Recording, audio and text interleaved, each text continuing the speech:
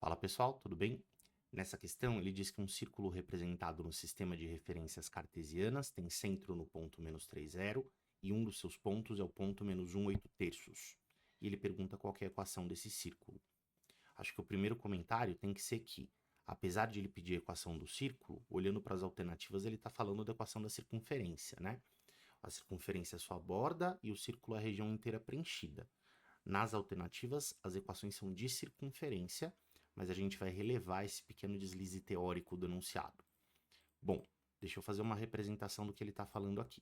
Eu tenho uma circunferência, o centro é o ponto -3,0, vou marcar o ponto aqui, e eu sei que o ponto -1,8 terços, que eu vou chamar de P, é um ponto dessa circunferência, certo? Como é que a gente vai fazer para determinar a equação dessa circunferência? A equação de uma circunferência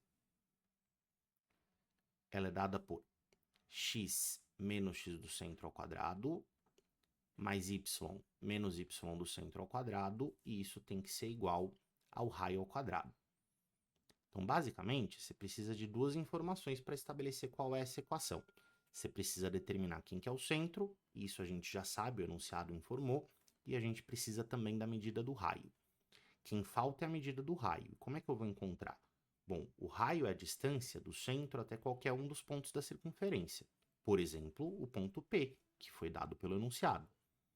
Então, eu vou calcular essa distância e dizer que essa distância aqui é o raio.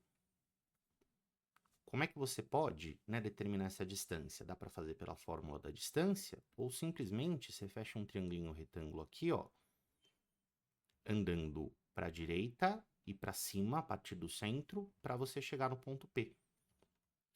Se o centro está na marcação do -3 do x, o x do centro é -3 e o x do ponto P é -1, isso significa que o ponto P está duas unidades para a direita do centro. Então, eu preciso andar 2 para a direita para chegar ali no ponto P. Se o centro está no y igual a 0, certo? Ele está sobre ali o eixo x, e o ponto P está numa altura de 8 terços, então 8 terços vai ser a medida desse cateto, né?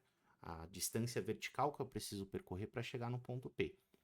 Se eu fizer Pitágoras nesse triângulo, eu determino quem que é o raio.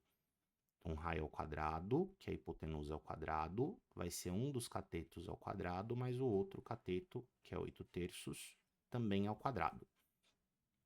2 ao quadrado é 4, 8 terços ao quadrado é 64 nonos, e, portanto, esse raio ao quadrado vai ser o resultado da soma dessa fração.